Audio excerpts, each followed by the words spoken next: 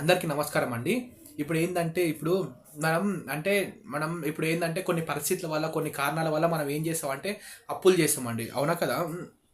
అప్పులు చేశాంగా బయట. ఇప్పుడు ఏందంటే అప్పులంటే నేను ఎట్లా చెప్తున్నా అంటే నీకు నిజంగా అవసరం ఉంటే నిజంగా నీకు మళ్ళీ ఒకవేళ మనం అప్పు చేసేటప్పుడు ఎట్లుండాలంటే నిజంగా మనం అరే నేను కడతా, నాకు కట్టే శక్తి ఉంది, నాకు కట్టే ఉంది, బలం ఉంది, నేను ఏదో ఒక పని చేసా, ఏదో సంథింగ్ ఏదో చేసి కడతా అంటే నిజంగా నీకు అవసరం ఉంటే తీసుకోండి అప్పులు. ఇంకోటి ఏంటంటే కొందరు ఇప్పుడు ఖర్చు పెట్టి తీసుకుంటారు, మా బయట ఎంజాయ్ కోసం అట్లా తీసుకుంటారు. అది తప్పండి. అది అసలు ఎట్లా అంటే బయట ఎంజాయ్ కోసం ఎట్లా అంటే తాగనీకే సంథింగ్ అర్జెంట్కి ఇజ్జేకి అరే లేవరా ఒక 10,000 అట్లా అట్లా అప్పులు చేస్తారు కదా. ఇప్పుడు నువ్వు అప్పులు చేస్తావు ఒక్కసారి అంటే నీకు అప్పులు చేస్తే వాళ్ళు ఇప్పుడు మనం కట్టుకున్నాం అనుకో, అప్పులు ఇప్పుడు తీసుకున్నాం అంతా కట్టుకున్నాం అనుకో, అవతలవాడు అంటే డబ్బు వాడు జర మంచోడు కదా అనుకో, వాడు వచ్చి ఏం చేస్తాడు, డైరెక్ట్ ఒక్కసారి అడతాడు, 2 సార్లు అడతాడు, థర్డ్ సార్ ఏం చేస్తాడు, వచ్చి మీ ఇంటికి వస్తాడు. డైరెక్ట్ వాడు మీ ఇంటికి వచ్చి ఏం చేస్తాడు, గల్లా పట్టుకొని అడతాడు, అరే అప్పు ఏంది బాయ్, అప్పు తీసుకున్నాడు. అప్పుడు ఏంది మన పేరెంట్స్ పరువు పోతుంది. ఇంకోటి మనం మొత్తం అంటే అవునా కదా, అంతే కదా. ఇప్పుడు గలీజ్గా ఉంటుంది కదండి అది. వాళ్ళు ఇంకోటి ఏం చేస్తారు, వాళ్ళు కొందరు ఏం చేస్తారు, అప్పు ఇవ్వకుంటే మన సామాన్లు కూడా తీసుకుంటారు. అలాంటి ఇంట్లోకి వచ్చి అట్లా కూడా చేస్తారు. అంత క్రూరంగా అంటే ఉంటారు కదా, అట్లా క్రూరంగా చేస్తారు కదా. అందుకని నేను ఏం చెప్తున్నా అంటే ఒకవేళ అప్పు అంటే చేయమని చెప్తాను నేను. అప్పు చేస్తే ఎట్లుండాలంటే నీకు కట్టే శక్తి ఉంటే నువ్వు అప్పు చేయాలి. ఒకవేళ కట్టే శక్తి లేకుంటే అప్పు అవసరం లేదు అసలు.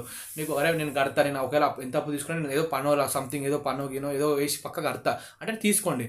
ఒకవేళ ఇప్పుడు విచ్చలవిడి ఎంజాయ్ చేసుకోవడానికి తీసుకోండి అప్పు. ఎందుకంటే అప్పు తీసుకొని కట్టకుంటే అవతల రియాక్షన్ వేరే ఉంటుంది. ఒకసారి అడతారు, కొన్నిసార్లు అడతారు, మళ్ళీ తర్వాత వాళ్ళ రియాక్షన్ ఎట్లుంటుంది, ఇవ్వలే అని ఇంకా మళ్ళీ వాడు ఇంటికి వస్తాడు, అందరికి చెప్తాడు, అంత చేస్తాడు, అంత గలీజ్ చేస్తాడు మన గురించి. అప్పు తీసుకొని చేయలేదు, వాళ్ళు ఎందుకు తీసుకున్నాడు, అట్లా తీసుకున్నాడు, ఇట్లా తీసుకున్నాడు అని.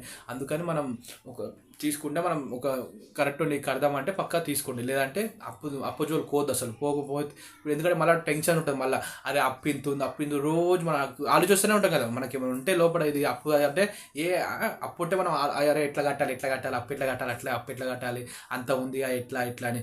అంటే మంచి కార్యాన్ని తీసుకుంటే తప్పేం లేదు. చెడ్డ కార్యాలకు అప్పులు చేయొద్దు. చేసి అది పాలు కావద్దు. ఇప్పుడు బయట అందరితో మనం చెడ్డ పేరు రావద్దు, అంతే కదండి. ఊకే వాళ్ళు వచ్చి అంటారు, వీళ్ళు వచ్చి అంటారు, అడే అంటే అదే నువ్వు ఇట్లా చేసినావు అట్లా చేసినావు. వాళ్ళ ఏంటంటే మనకు మనశ్శాంతి ఉంటుంది అసలు. ఫస్ట్ అసలు మనం ఏదో తీసుకున్నాం సరిపోయింది, కానీ వాళ్ళ ఏంది అట్లా ఉంటుంది. కానీ మనకు మనశ్శాంతి ఉంటుంది. కానీ ఒకవేళ మంచి కార్యం తీసుకొని నువ్వు మంచిగా అప్పు సరే ఒకవేళ సరే నీకు లేకున్నా సంథింగ్ ఏదో కట్టకున్నా ఎవరేమన్నా మనం పట్టించుకోవద్దు అసలు. మంచి కార్యం తీసుకుంటాం, కానీ చెడు కార్యం తీసుకొని చెడ్డ పాలు కావద్దు అట్లా నేను చెప్తున్నా. అందుకే అప్పు తీసుకుంటే ఒకటే చూసండి, నేను కట్టే శక్తి ఉంది, ఓకే నేను కడతా, ఎంత తీసుకున్నా సరే నేను పను ఏదో సంథింగ్ ఏదో వేసి కడతా అనే ఉంటేనే తీసుకోండి. లేకుంటే అప్పులు తీసుకోకుండా అప్పులు చేయకండి. ధన్యవాదములు.